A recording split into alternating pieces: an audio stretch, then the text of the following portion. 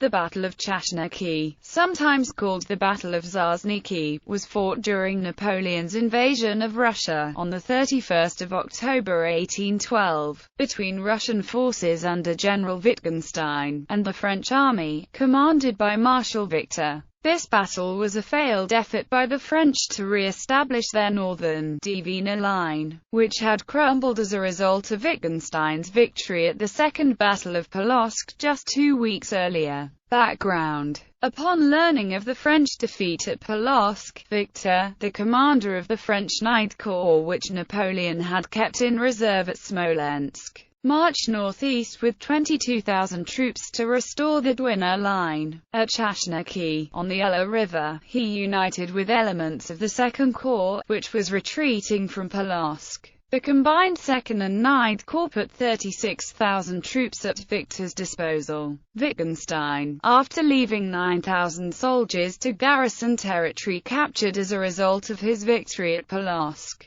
marched south to Chashniki with 30,000 troops to deal with Victor. Action: the combat at Chashniki was conducted chiefly by Wittgenstein's advance guard, 11,000 troops led by General Yashvil, and the Second Corps on the French side. The battle began with the Russians attacking the Second Corps, which occupied a position in advance of the rest of Victor's troops. In the ensuing combat, the Russians drove the French back toward Victor's rearward line. Upon encountering Victor's main position, Wittgenstein ordered Yashvil to halt, and then commenced an artillery bombardment against the French.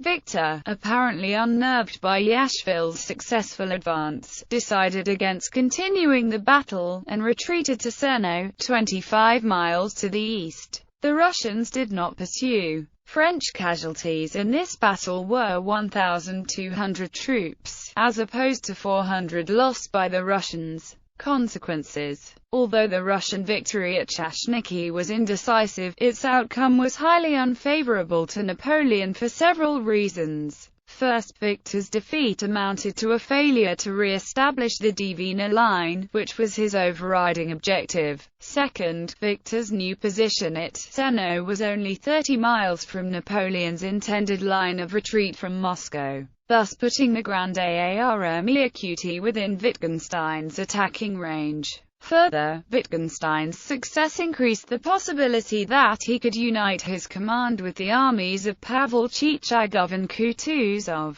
thus trapping the Grande Armée Acute between three separate Russian forces. Also, as a result of his victories at Polotsk and Chashniki, Wittgenstein dispatched a force under General Harpe to capture the massive French supply depot at Vitebsk. On November 7, after a short combat, the French garrison at Vitebsk surrendered to Harpe, and huge caches of foodstuffs and war material fell into Russian hands. The fall of Vitebsk was a severe blow to Napoleon because he had planned to quarter his battered Grande Armée Acute there for the winter. Napoleon's plan to combine his main army with Victor's force at Vitebsk, where they would re-equip themselves before beginning the campaign anew the following spring, was now broken. Upon learning of the Russian victory at Chashniki, Napoleon ordered Victor to immediately attack Wittgenstein again and recapture Polotsk. This led to yet another French defeat, the Battle of Smoliany, on November 14, 1812.